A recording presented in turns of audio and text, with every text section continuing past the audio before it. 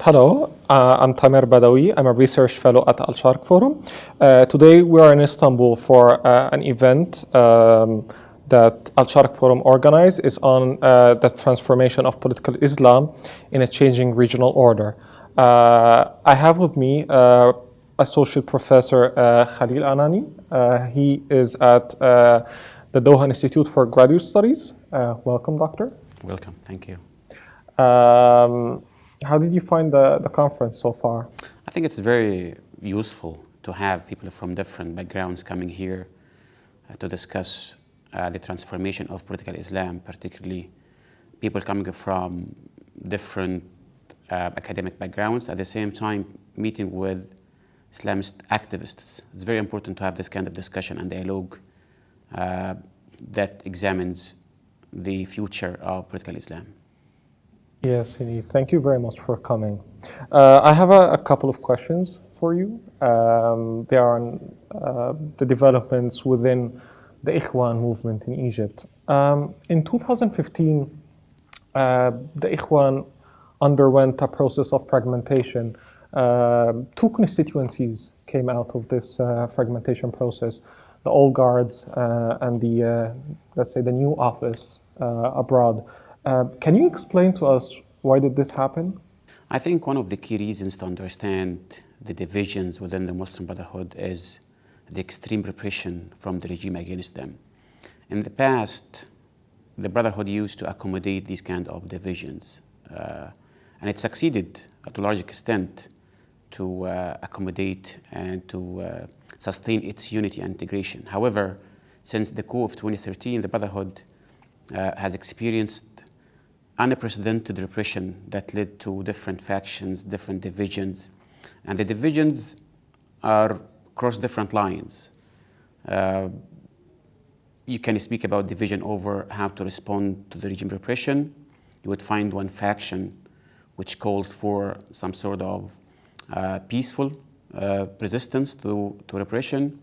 On the other hand, you can find some people, particularly among young members, who might call for some sort of confrontation that might use some sort of low-level violence against the regime.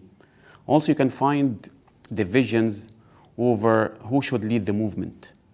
For the last 3 decades, the movement has been under the control of what's called conservative wing, those who are focused on the organizational integration and coherence of the movement at the expense of internal change and opening the Brotherhood for more progressive ideas. So you have one faction that is leading the movement since 3 decades, and then you have a new generation of leadership that emerged after the coup of 2013 based on their role in pushing back against the regime. What happened is that the older generation or the older leadership could not accommodate, could not give a space to the younger or the new leadership. That's why we have this kind of confrontation between two different factions on how to move forward regarding the future of the Muslim Brotherhood. And what do you think about the prospects of these factions or constituencies accommodating each other? What are the prospects of reconciliation at this point? It's a very tough question, frankly, because the older generation believes that they are the guardians of the movement and they have the historical legitimacy that allows them to maintain their control over the movement. At the same time, you have the young and the new leadership that gained a lot of popularity and support among the rank and file based on their response to regime repression over the last 5 or 4 years. Unfortunately, there is no dialogue between these two factions.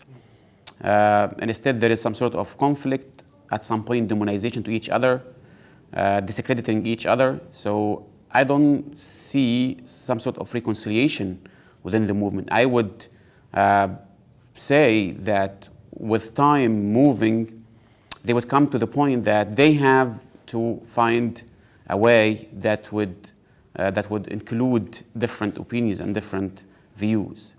When this would happen, I have no idea. But I would say that any attempt by the Brotherhood to move forward in its relationship with the regime has to be united and unified. And without having such kind of internal dialogue, internal reconciliation, it would be very hard to think of an effective and operational organization of the Brotherhood.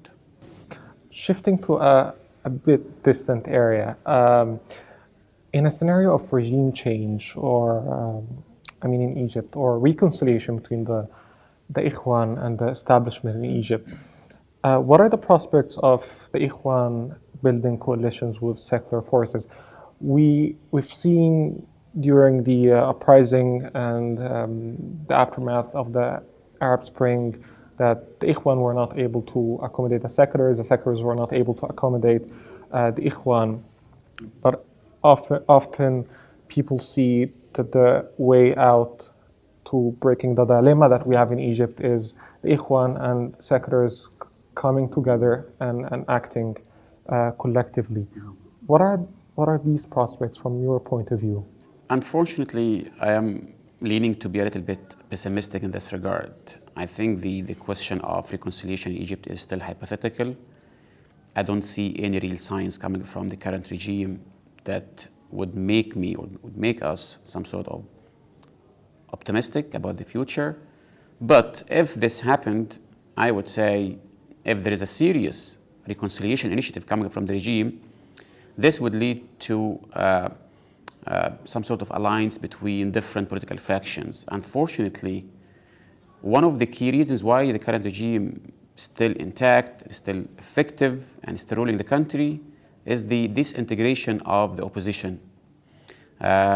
Despite the fact that repression has reached to everybody. So there is no one anymore in Egypt is immune from repression.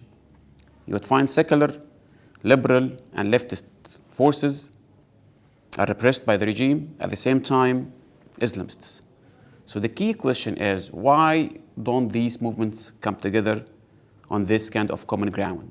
I think one of the key reasons is that the polarization that happened in Egypt after the coup of 2013 has poisoned the atmosphere. So we're still until now struggling with this kind of immaturity of political forces, either Islamists or non-Islamists. So it's crucial for Egypt to move forward that these all political parties and factions come together and put together some sort of common platform on how to move forward, on how to deal with the current repression. And I think the more repression would happen in Egypt, the higher chances of getting together would emerge in Egypt in the future. Thank you very much, Dr. Khalid, for your time. Thanks for having me. Thank you.